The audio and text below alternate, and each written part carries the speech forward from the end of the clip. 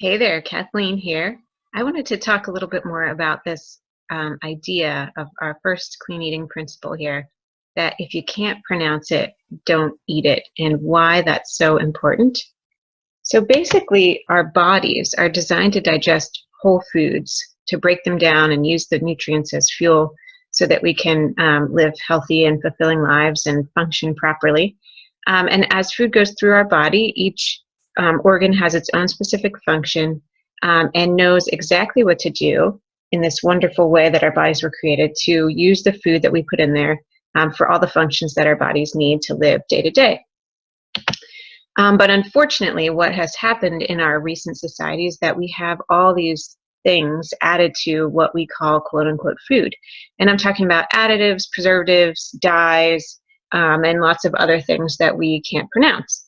So basically, why the food industry did this, I believe, originally was to make things easier for us, faster, cheaper, and last longer. So things could, so that our modern day society, we want things now and we want fast food and we want it as quickly as possible and we want it as easy as possible. And certainly, who doesn't want to save some money, and who doesn't want to have something last a little bit longer, right? But unfortunately, what happened was that in the process of doing this, all of the good nutrients that our bodies can actually use as fuel have been taken out of most of the foods.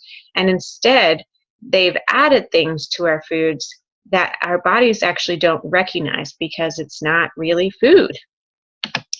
And if our bodies don't recognize something, what happens is our bodies have this wonderful mechanism to shut down because we want to save our vital organs from something we don't recognize and we don't know. So what happens is that we go into this lockdown mode to save and preserve our vital organs, which is ultimately to survive. And then guess what happens next? Unfortunately, we have to do something with these unknown substances. So our bodies don't know what to do. And so they, in turn these substances that aren't really food that are going through our bodies into fat, or something much worse, into some kind of disease, a tumor, or sometimes other horrible things, diabetes, high blood pressure, that kind of stuff. So when we go to buy something that's actually labeled fat-free or reduced fat, unfortunately what we're actually getting is food that has other things added in place of whole nutrients for our bodies, and it's not really that healthy after all.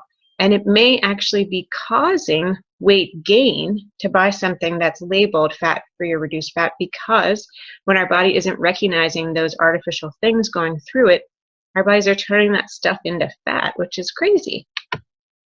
So the bottom line is to read the ingredients, right? To understand that if we can't pronounce it, our bodies are going to turn it into something other than fuel, like fat or something much worse.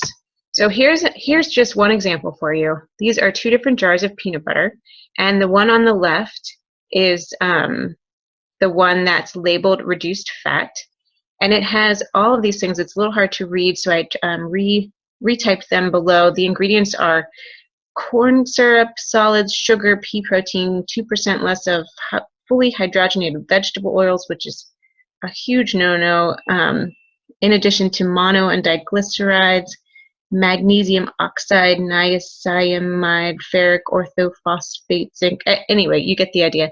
Whereas the one on the right contains peanuts and a little tiny bit of salt. So this is something that I have found so useful in my own journey. It's not that you have to give up peanut butter, because I actually love peanut butter. It's just a matter of choosing the one that has whole foods, that's got the actual ingredients that it's saying it has, and no additives or preservatives. And then you can still eat your peanut butter and go on with life, and your body knows the difference.